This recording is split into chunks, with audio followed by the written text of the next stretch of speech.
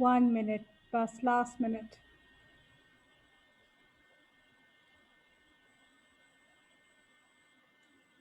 1 minute. Okay.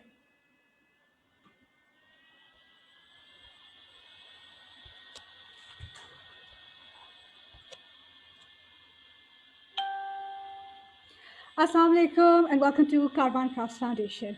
We've had many conversations with lots of panelists about how COVID has affected the world, how COVID has affected the economy, how it's affected small businesses, how it's even affected mental health. But I think one of the areas that we've not fully explored is how has COVID, this new world, how has it affected us emotionally? How has it affected human interaction? We keep seeing social media posts about being kind, being empathetic, and this is a new world, and we need to change and do things differently. So today, I'm really, really honored to have with us Zainab Chughtai. Zainab is she's a lawyer. She used to work in the field of law in Pakistan, and then she's now switched over to setting up Pakistan's first anti-bullying platform, which has gained national and international recognition for the work that Zainab does, especially in schools.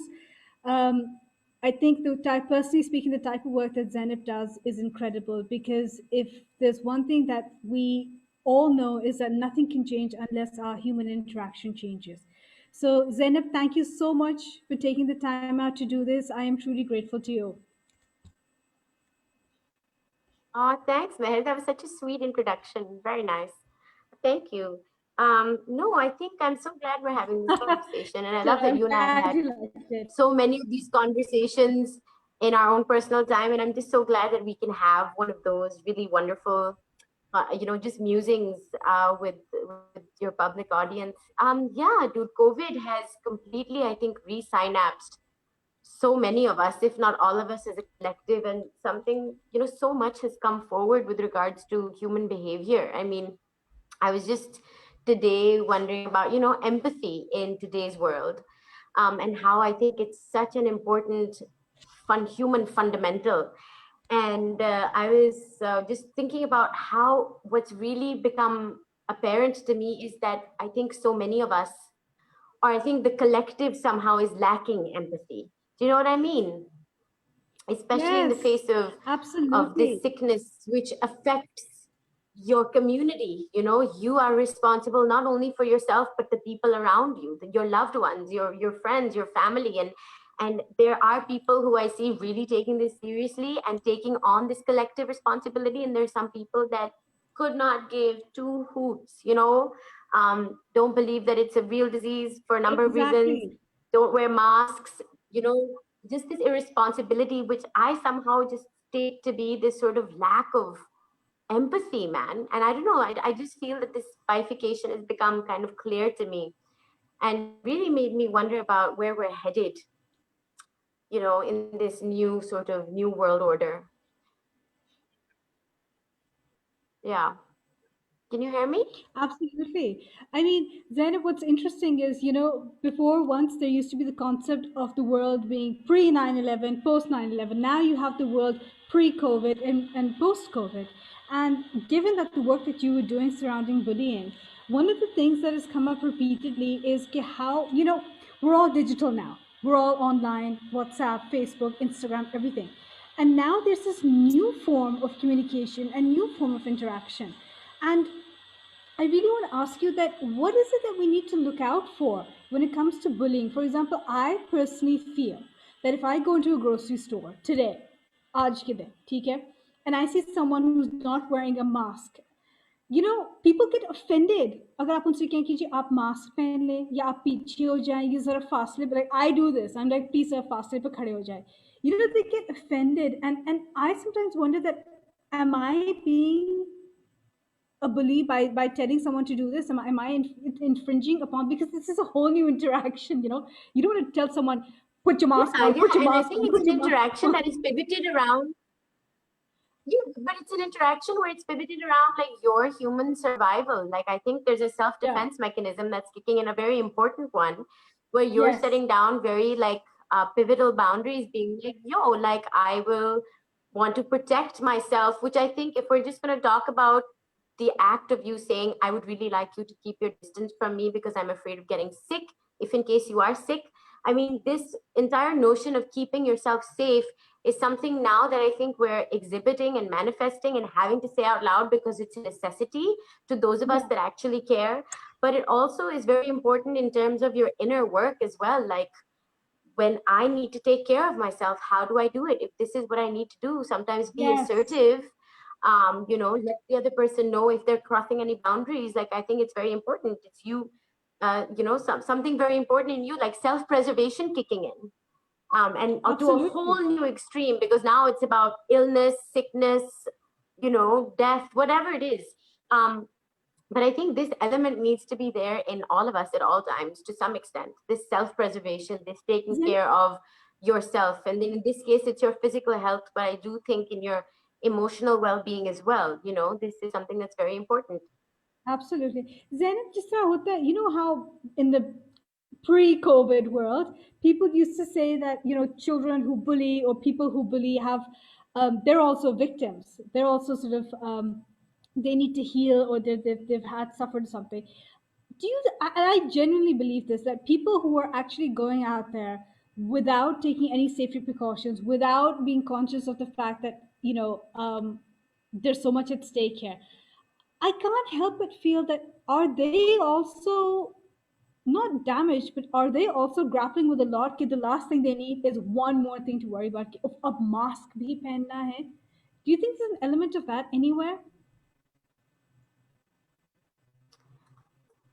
I don't know. It's very complex. I mean, that's a very black and white way of painting out why It's someone does complex, yeah. something behaviorally. I mean, I can't turn around and say that everyone who doesn't wear a mask has some element of being a bully in them.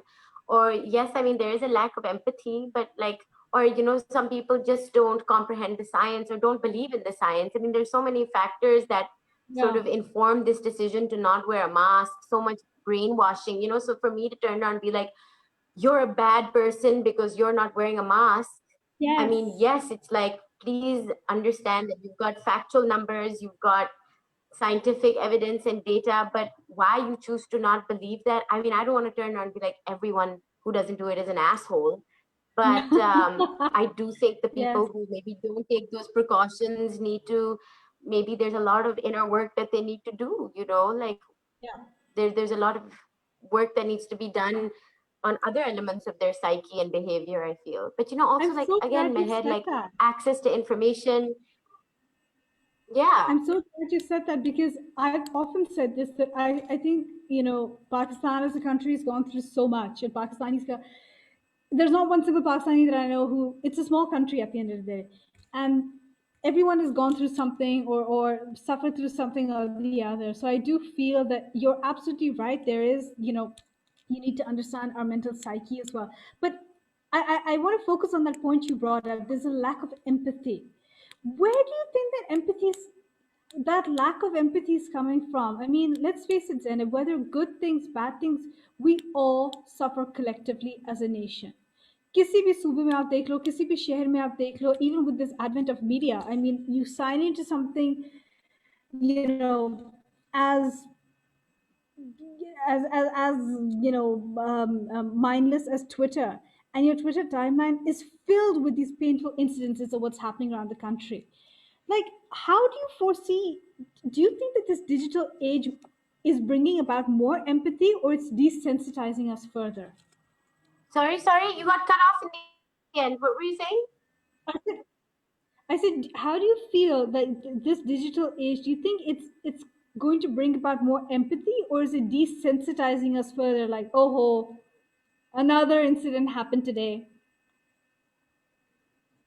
I think I really do believe, though, that this lack of personal interaction, this face-to-face meetup, this sort of, just seeing Huh. another physical being and body in front of you. I mean, that does, and just this, it's obviously it's isolating, and the toll that it takes on your human Yeah. interaction is and look, I always say the emotion that I can see on your face when you're in front of me, or the energies that I gauge when you're in the same room as me, and then me being able to hone in on them and then respond to them, is of course something that is incredibly crucial in garnering that empathy, in honing it, in teaching someone that. But with this new age of social media and all your cyber existence, that is the one thing that I'm afraid of, that you pointed out. Like maybe, this sort of this empathy where you're able to, or this sort of innate skill when you're able to read other people's behaviors and then, learn how to behave in response to them. I do think this is going to get muted to a huge extent with this online presence. Yeah. It is isolating as anything. When it's isolating, I don't know, when you interact less, you sort of start, in my opinion, unlearning a lot of those very crucial behaviors. So in the long run, I don't know what the result of this is going to be. In fact, I really hope it's not too detrimental and something that we can't bounce back from. But I do realize in my own personal experience, what it's highlighted is how crucial human interaction really is, and how, like, for me personally, this sort of online presence has not been fulfilling, has not, it could never in my experience No. take place of the ability to be mobile and free to meet whomever you want, however you want. And we don't realize, I mean, just the warmth of a handshake, or giving a good friend a hug, or just even your older parents, showing them affection, that's something that you second guess. I mean, and human touch and human interaction, however small, is so important. Yeah, Or of just the course. human presence, that warmth. And yeah, so just the loss of that and the lack of that is of course going to take a toll on our inner world and our personal, emotional, and mental well-being. It is. Absolutely. Absolutely.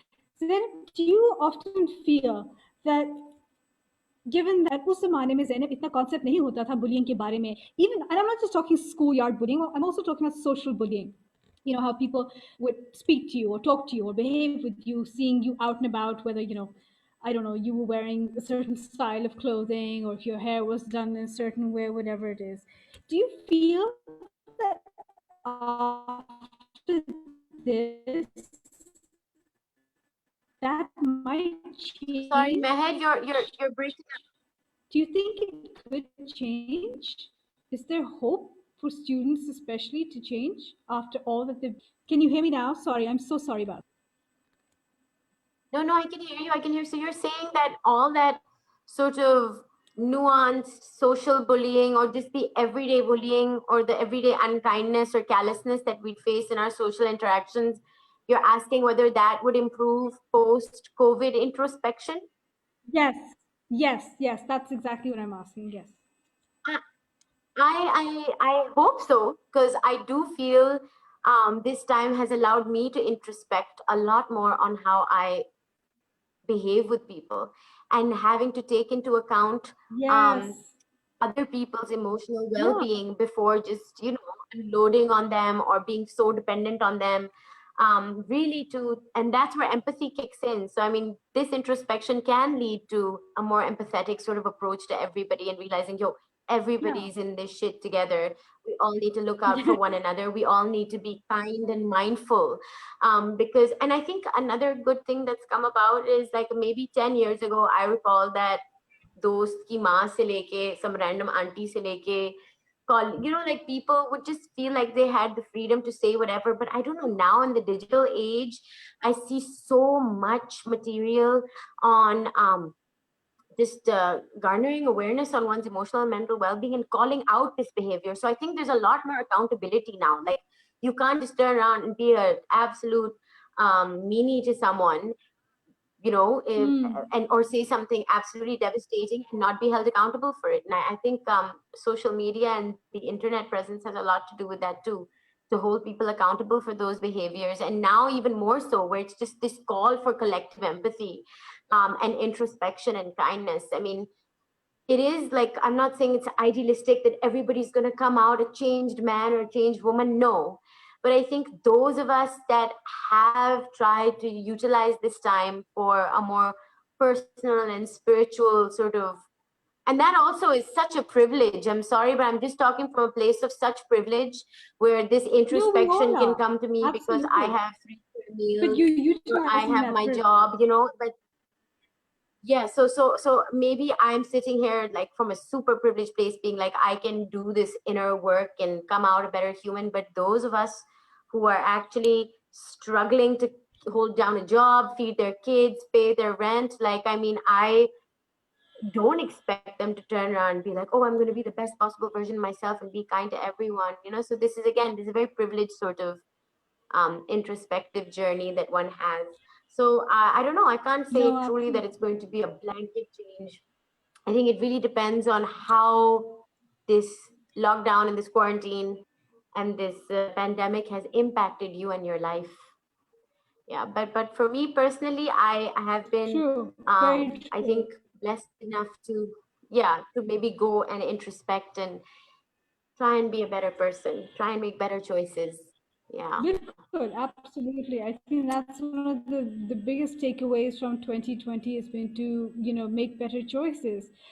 We have a question here from someone who says, taking it from there, how can digital spaces be used to build empathy? Should the content be regulated? I'm not a fan of regulation, especially in Pakistan, but yes, I do think that digital spaces should be used to build empathy. Would you agree with that, Zainab? I mean, I know Yeah, I try to do. man. And there's so many great pages that I've seen online, like even on my Instagram, there's this page called Let's Talk Lahore. Instagram. Love it. Such Yeah. important, insightful posts. And I see that underneath these posts and on these very beautifully curated pages with, such mindful individuals moderating them. There's Damagi Damsel. I don't know if you've seen her. She's Yes, incredible. yes, She I like have. has these proper caricatures and little sort of cartoons with addressing really important issues like the mother wound or depression or certain sort of stigmas in a South Asian family dynamic. Just incredible stuff. And then the comments and posts and it resonating with people because they're just like, oh, and then people resonating with people's responses. So there is a very sort of solid online community, and there are very sacred digital spaces that have comforted me during such dark times. So I do think Yeah. absolutely that we can create digital space, even your own personal pages, man. You could just maybe, I honestly feel like I'm not talking about maybe oversharing, but to try and No, no. humanize the content that you put on is also so important. It resonates so much with people. Start conversations about how you're feeling. Just a great way to connect, man, and garner empathy. Yeah, I mean, I idealistically, like the term um, you use. in, which term? I like it. Humanize, like, humanize your world, humanize your experience, because I think too many of us um, feel things, and there's a lot of shame, stigma attached to it. So I absolutely love that term, that humanize. It's part of being human. You have good days, bad days, and it's part of being human. So I think that's something that I'd love for you to expand upon it. Like, what does it mean to humanize yourself, humanize your own entire living experience? Online or just Online, yes. in general? Online. I don't know. I think something that's very important is like maybe not expecting too much of yourself during this incredibly difficult time, not trying to shoot for the Oh my stars, God, not yes. trying to Oh, be that, like maybe trying to, and this is something that I'm struggling with on the daily, like I'm not doing enough. Is this enough? yeah, What am I doing? Because there's a certain kind of fatigue that sets in. There's this new kind of thakawat that I haven't known before. And I know it's coming from yes, like the macrocosm and what's happening, because our entire reality is in some sort of chaotic upheaval. It has been a bit of a slap in the face for everyone. So like in light of that, like just today the conversation that I was having with a very close friend where she was like, give yourself a break, like um and I mean, we Very already true. struggle with seeing people's perfectly curated lives on Instagram on a normal day-to-day basis where there wasn't like a looming pandemic. But then you have like people who are still posting about their social gatherings or them partying or them living their so-called breath life and traveling. And that's all great. Like, I'm glad you're doing that. But at the same time, like, screw you, there's a pandemic. Like, um, a, you should be Yeah. more empathetic. B, the fact that the people that are watching that, how, like, I just feel like, oh my god, what am I doing? I'm wasting my years, my life, my hours. um so in that regard, like, I humanize, I mean, I wish people, not saying overshare again, because that's like opening yourself up to a lot of vulnerability, but maybe this new sort of expectation of the self that, all right, I don't have to look amazing all the time. I can be in my sweats all freaking day if I want to. I can come home, curl up in Yeah. bed and watch like a funny show after putting in 3 hours of work. Because that's what I mean by humanize, just becoming aware of, as my friend said Then something that really takes a lot beautiful, of like in strength. this world, we literally live in extremes. There's like talking about your pain, talking about your happiness, but then there's all this life in the middle as well. And that's where life or you Yeah. exists in the middle of all these, the mundane moments. I'm not talking about sharing an Insta story with you brushing your teeth, but maybe yeah, like that's not what I mean by sharing all your mundane, but maybe like again, open yourself up to more conversations about your emotions, maybe the reality of how you truly are existing in that moment. That's something that you Jenny, could we do. party like By That's what I I meant love by human. I love how you're putting that all. Yeah, but all of this takes requires a lot of strength, and sometimes, and I feel this is. I mean, I'm by no means I'm a therapist or a psychologist or a psychotherapist, but this is something that I've seen in a lot of people online as well, from friends, family, and strangers that one ends up following on social media platforms. Is that there's this strength of ownership now. I think would I be wrong in saying that we've all been stripped down to such to the very essence of who we are. वो सारी वो जो होती है ना फूम form मैं ये हूँ मैं फलाना हूँ मैं ढिमकाना हूँ वो सारा खत्म हो गया है. And now it's just this pure raw essence. I mean, for example, look at me right now. I'm wearing a jacket and a sweater, and I would never have done this a year I ago love that for you an did that. online I love. session. I would have done a. But but that's the thing. And We've I been just and stripped I down to and I this and point where we're just like, this is who I am. yeah, yeah, absolutely. I think that's what I meant by humanize. Yeah. Yeah, absolutely. But it requires a lot of strength, like an individual strength, to actually turn up and say, "This is who I am, and this is how I'm feeling, and to hell with the rest of you." It takes a lot of strength to do that, Zainab. But do you think that's one Mhm. way that we have to fight off bullying, like for our future generation, like our children, for example? We have to teach them that inner strength. Yeah. Yeah, absolutely. And inner strength and I think inner strength in a way where it's not like, oh, be strong so you can take on any sort of abusive or bad behavior. That's not why you want your children to be strong. But just, yeah, to be congruent, to be authentic to who they are, to know themselves, Sure. to be a bolster to their self-worth very early on. And to, like, across the board, again, I mean, I think the core of this conversation is to teach your child to think about the feelings and emotions of others while also being aware of their own self and their boundaries. So empathy, including, like, because too much empathy is just a case of like obsessive self-destruction as well. So there are boundaries to everything. But I think yeah, that's what I want to say. So I just feel like there's a lag. Can you hear me?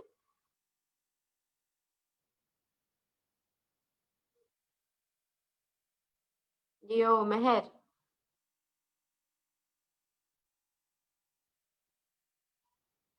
Hello.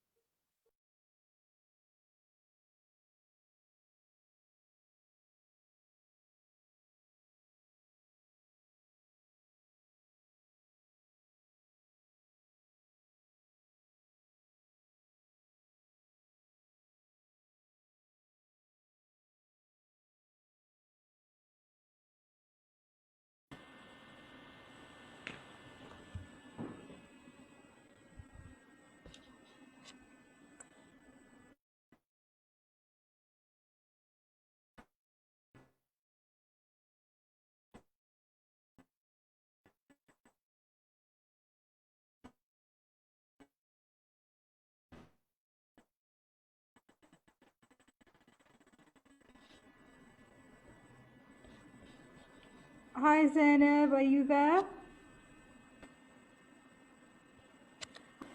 Um,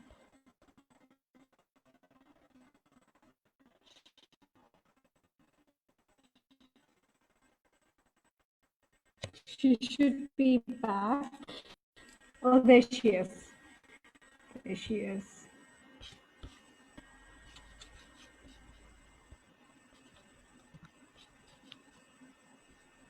She's joining in just now. Hi Zainab. Hi, Meher. I can't see you. I don't know if you can see me. Oh, okay. No, I can't see. Oh, there we Yeah, go. I can I see think you. I think it's streaming now. I'm so sorry about this. So sorry. No, it's So what you fine. say that how it's about please carry on where we left off. No, I was just saying that I got distracted and I forgot exactly what our last point was, but it was about talking about empathy without boundaries can lead to a burnout as well than giving too much of yourself. But I don't know, I think just wrapping Yeah. up what we spoke about, I've really been wanting to take my work online, but I've kind of been so hesitant the last couple of months because so much of the work that I used to Oh, do, the magic of it, I've experienced in person in school assemblies and in the school environment, and yeah. even the public sort of story sharing sessions that we did. And I have been struggling, and there's so much of um, beautiful sort of emotional manifestation in the sessions with regards to like these kids hugging one another, just walking up to each other and holding their hand while they were processing, talking about it. It was such a beautiful sort of space of healing and holding, literal and metaphorical.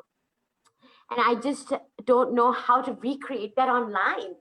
Like, yeah, it's something Oh, that in a Zoom, like, how do I do that? Because an assembly hall with like 150 kids, you can't have that magic on a Zoom meeting with like even 50 kids. What are you going to do? Mute them all, like mute their yeah. emotions? So it's just something I'm And there are struggling children with. that our kids really are. I do think they do, and so this is Oh, something which I'm going to have no. to work on now, which I really have been working on is figuring out a No, new model, a new workshop, a new sort of prototype. important what you do with bullyproof because hi Zainab, can you hear me?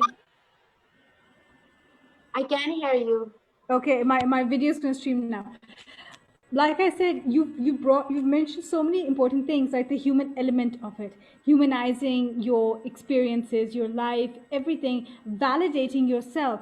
And I think that with bullyproof, you've opened a different dimension of existence altogether that was not there in Pakistan. There was nothing like that to address it. And in this COVID period where parents have had to be cooped up with children for so long and the boundaries have become blurred, Sana, between mums and kids, and like myself, I've had to be a teacher, I've had to be a 9-year-old friend, I've had to be a 5-year-old friend, I've also had to be a working mom, and it's I see the pattern emerging. You have like how like they're siblings, but my kids will end up bullying each other, the 9-year-old and 5-year-old, because there's no outlet, there's no creativity. And so I think that what you have is something that's so precious. And you're right, taking it online is going to be difficult. Thanks, But do you Meher. think that that's something you'd want to sort of discuss with other organizations and schools as finding out, charting out a plan for Absolutely, it? and that's something that I really am now getting the ball rolling on. That we definitely work on a workshop and a new model which incorporates the blueprints of the original bully-proof assemblies and the seminars, and because it's a very interactive session, and figure out how to do that maybe with groups of smaller kids rather than the bigger ones that we had, to make it more intimate. And so definitely on the, and maybe more age group appropriate seminars and workshops. So definitely going to approach schools with these new models that I'm coming up with. And Because it looks like the world's going to kind of continue in this sort of half in, half out state of existence for a while. So might as It well is. It is. prepare what you have in light of this new world order. Yeah. Zainab, what are the most common types of bullying you've encountered in schools, especially? What's the most common form of bullying? Is it markutai? Is it based on skin color? What is it? Yeah, there's a lot of body shaming. There's a lot of bullying that is that the most Yeah. rampant is to do with one's sort of physical appearance. And then there's also a lot of bullying with regards to, academic performance, economic, socioeconomic backgrounds from different people. But mostly like rampant, even in boys, dude, there's so much body shaming, so much bullying with regards to the physicality. Um, there's so much, I just feel there's so much pressure. I think our own all internalized bullies and critics have also come out, like mine has, especially during lockdown, where everybody's suddenly leading this sedentary life and letting go and gaining weight and shaming Yes. themselves, and just, and that's something, the entire notion again that we were speaking about being kind to ourselves, like we can be such big bullies to ourselves too.